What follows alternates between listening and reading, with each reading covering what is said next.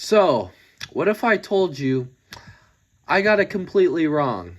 Last offseason, I made a video titled Why Losing Mitch Marner Was the Best Thing for the Toronto Maple Leafs. And yeah, about that, I was wrong. Flat out wrong. Or at least so far, as for right now.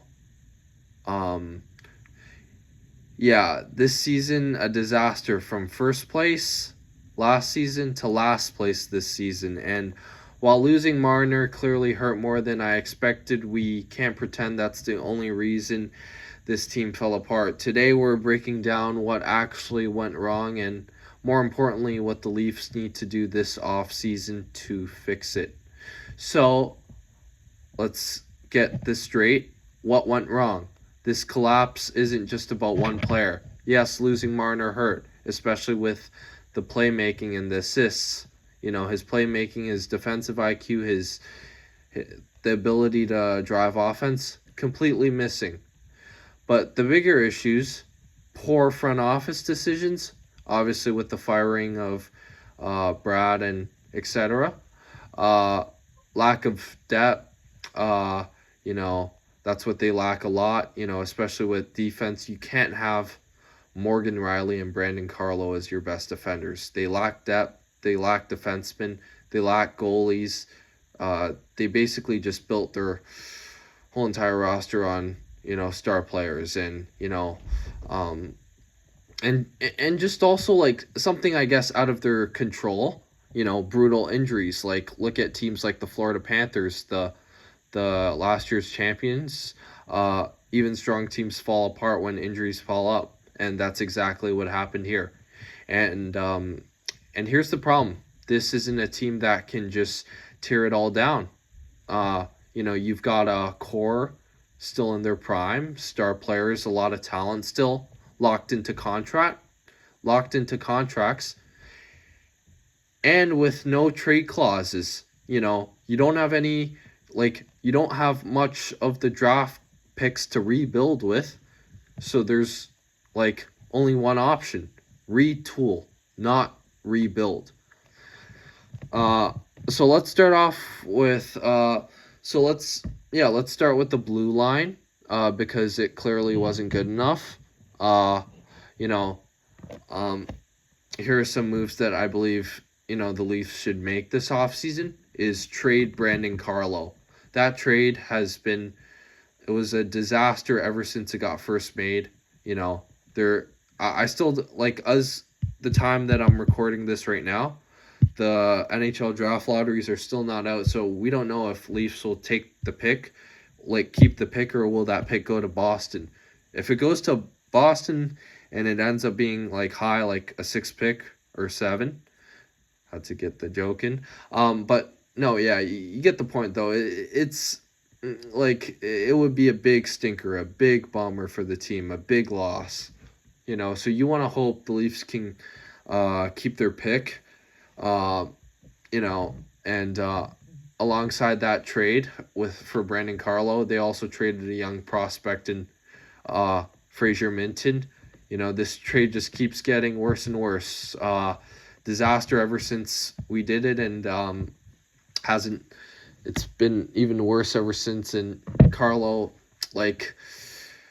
he was supposed to bring stability and defensive reliability, but it just hasn't worked. Too inconsistent, not impactful enough, and the Leafs need flexibility, and just never settled and found his rhythm and fitted in. So move him. You got to trade him. Another one I would say is trade Simon Benoit. Uh, Physical, yes. Reliable, not really. The Leafs need defensemen who can move the puck and keep up with speed, and this isn't that. I would say trader get rid of Philip Myers as well. Myers is another easy decision. Depth piece, replaceable, and doesn't move the needle. Clear the roster spot. And now let's talk about the bottom of the lineup. I would say get rid of or trade Benoit Olivier. Olivier Gruel as well. You know, he hasn't really carved out a meaningful role, and at this point, you flip him for whatever value you can get. And I would say same idea with Michael Pizzetta. Energy guy, sure, but this team needs more than energy. They need skill, speed, consistency, and most importantly, leadership, who will stand up for Austin Matthews when he, takes hits like that. So now, not everything is negative. There are players you keep, right? I would say you re-sign Matias Michelli. Michelli is exactly the kind of player this team needs more of. Creative, skilled, and capable of producing offense consistently, and you don't let that walk. I would say also re-sign Nicholas Robertson, and then he's still very young, still developing, and the upside is there. And if you're retooling, this is the type of player you invest in, and he's cheap too. So here's the truth Leafs fans don't want to hear. The reality check. So this isn't a quick fix. You can't just trade your core, especially with no trade clauses. You can't just rebuild. They have to win now. Especially with this much star power and still a lot of talent, alongside no trade clause as well. But and you just definitely can't run it back the same way and expect different results. Even though it was derailed by a lot of injuries, this team still needs to make the change, especially with those basics that I just mentioned. But also, this team has to, this team is just stuck in the middle, which means every move, every trade, every signing has to be smart, because the window, it's open, but it's closing. So yeah, I'll say it again. I was wrong about losing Marner, and but this offseason, it's not about fixing one mistake. Obviously, the losing Marner made it worse. It didn't help, but it wasn't just that. It's not about fixing one mistake. It's about fixing the entire direction of this team, because if the Toronto Maple Leafs don't get this right, next season won't just be disappointing. It'll be the end of this era.